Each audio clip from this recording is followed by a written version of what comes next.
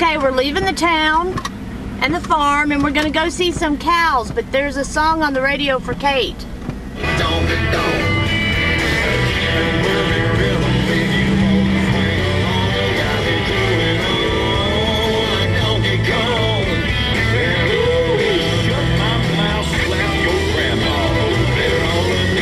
Okay, we're still driving to see the cows. We've been driving now for about 25 minutes. The kids are still happy, but look up ahead of us.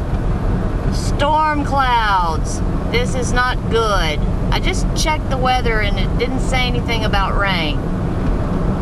And do you hear that ticking? My van is ticking. I'm hoping somebody didn't put something in my car that's just gonna blow us up. So anyways, we're gonna watch these storm clouds and hopefully it's not gonna mess up our cow day. And now it's raining, but it's not raining too bad, so we're going to press on because it's for the children. We'll just do it all for the children.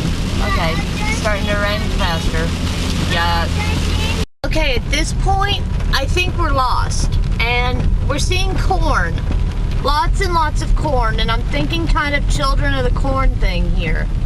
So, getting kind of scared, remembering all those good old scary movies, hoping that no children with all white hair pop out of these corn rows. Oh, look, we've come to a stop sign. And there's more corn. Nothing but corn. Oh dear. More corn. Who the heck eats all this corn? This is insane amount of corn. Over here we have some golden waves of amber gray, so hello America the beautiful.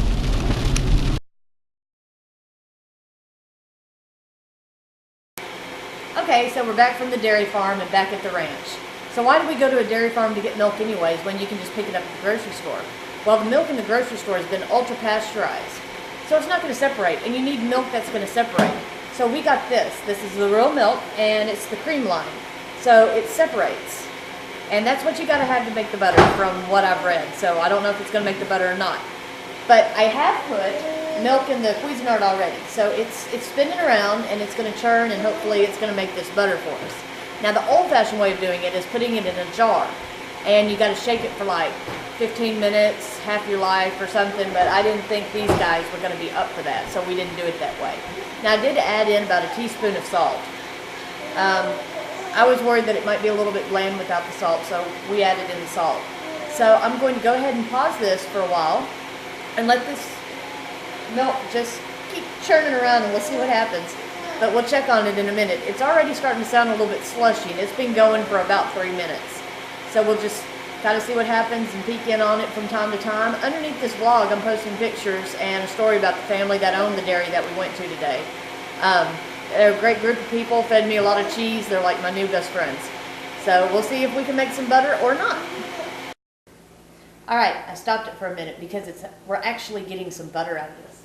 So what I want you to see is we still got a lot of liquid in here, but it's starting to get solid. See? Solid. Solid. That is butter, my friends. So it's actually working. So we are going to let it go for a little while longer, and then we'll be putting it in the strainer and getting some of that liquid out of there. And that liquid is actually buttermilk, which I'm fixing to make my kids drink just to see if they like it. So I'm going to turn it back on. We'll check it again in a few minutes. And, oh, I spilled milk everywhere, but we're not going to cry over spilled milk, right? Right. All right. All right, so we'll check it again in a minute. Okay, so our butter actually got ready. It didn't make a whole lot, so I was kind of surprised by that. I used a little more than half a gallon, and this is all the butter that we've got. It's just enough for probably 2 pieces of toast. So what I did was I took it out of the Cuisinart and poured it into this mesh strainer. The holes aren't real big, so all your butter would probably fall out. And then we have all this liquid left over, and there's still some butter floating in that too. So yeah, not perfect, but we've got some butter. So now we know we use a lot more milk, and as far as the time, it took about 5 minutes in the Cuisinart. So that's probably about how long it's going to take. And we'll go ahead and use up the rest of this milk and make some more butter and eat some toast, I think, or something like that. So, dang, that is actually good. I'm really surprised. So, let's recap what we did. We used our milk. We put in about half a teaspoon, maybe almost a full teaspoon of salt in there because we just didn't want it to be too bland. We put it in the Cuisinart, turned it on high, let it go for about 5 minutes, and then we poured it out into a strainer and let all the milk, which is buttermilk, go into the bowl underneath it.